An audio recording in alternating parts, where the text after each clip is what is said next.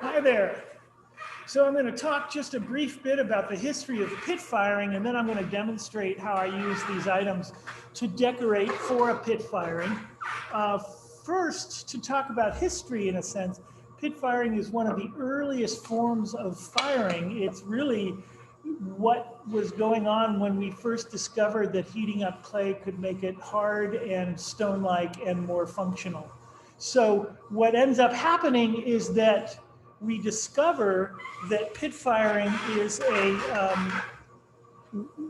as ancient peoples, we discovered that by putting clay in fire, we could get harder and more functional pieces for food storage and for liquid storage. So, and the tradition we're following with the African pottery is one which definitely, as you can see from the films I've provided and from the photographs that I've provided, you can really see that that the African pottery we're studying was done in a pit fire form. Now, what we're doing in 2020 is different here in the United States in that we have already bisque fired these, and in the pit firings that are being done traditionally, they were putting greenware pots that had been made with clay that was mixed with broken pottery or sand, some kind of aggregate to make the clay much more resistant to thermal shock, so it wouldn't crack or break.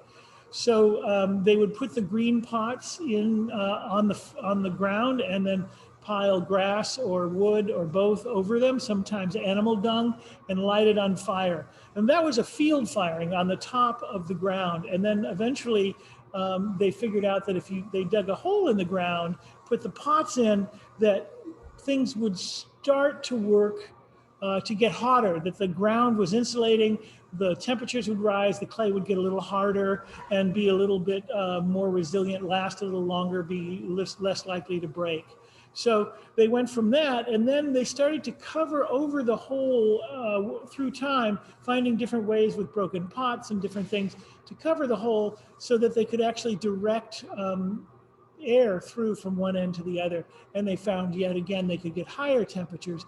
And eventually, over thousands of years, this led to the discovery of the Anagama tradition, which is basically Ana means whole, Gama means kiln. So the Anagama was actually a hole dug in the hillside with a chimney in the back and a mouth in the front. So they'd crawl in the mouth, put the pots in, and then light the fire. The chimney would draw things through. And they went from getting temperatures of about 12 to 1300 degrees to getting temperatures of 2300 degrees, which became high fire ceramic. So you can see that in this earliest form of pit firing is the birth of ceramic firing. Over time, as the discovery of refractories was made, as we were able to create refractory brick, we were able to basically make our kilns were basically brick-built pits above ground. So instead of doing a hole in the ground, we could build spaces covered with insulating brick. So that's kind of the history of firing to some degree. So the difference between what we're doing when we're doing a pit firing, we've already bisque fired these. This piece does not need to be fired for hardness. What we're doing is we're firing it for decoration purposes. So I'm going to show you some things that I'll put on it. The basic concept when decorating for pit firing is at these very low temperatures, we'll get somewhere between 12 and 1400 degrees maybe. At these very low temperatures, what we're trying to do is create situations where materials that tend to vaporize and color clay at higher temperatures will be in contact with the clay when they get to these higher 1200, 1400 degrees and turn a little vaporous and leave kind of blushes on the piece. So sticking it in a bed of sawdust on the ground will give it some black color on the bottom of the piece, and then you can get colors of some pinks or greens or oranges or different kinds of blushes from the different materials that we use. primarily one of the main active ingredients for decorating is copper. And you can see I have copper in various forms. I have copper wire, I have copper spray paint, and I'll talk about this in a minute. And then this is a bath that I'll start with. This is water that has salt and copper and iron oxide, which are basically our three colorants, which are copper, sodium or salt, and iron oxide. So those are the, and iron. So those are the three things that we use to decorate. We can use other things as well. Given if this were a time when we're all working together, we might gather seaweed, we could use banana peels, we could use other things that might vaporize and leave different kind of marks on the pieces. We could experiment with those things.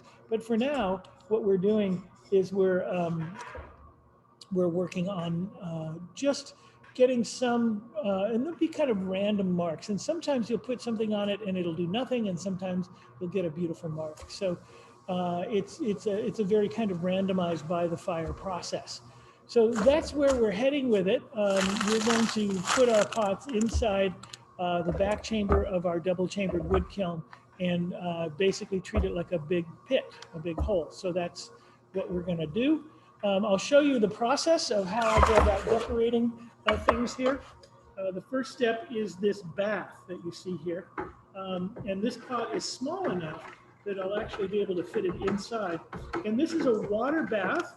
And this water bath is made of, it's got water with as much salt as will dissolve in it. And then it's got iron oxide and copper carbonate, all of them very favorable colorants. So I'm going to just dip this in. I don't need it to be in there long. I'm just kind of soaking it into the skin of the piece. I'll flip it over here, and that's all we need to do. I'm just starting out with a bath, and you'll see it dry up pretty quick here. So that's the start of our decoration. And that gives it an overall chance to get some color. The salt, the copper may lead to blushing. The next step is to then lay down some copper spray paint.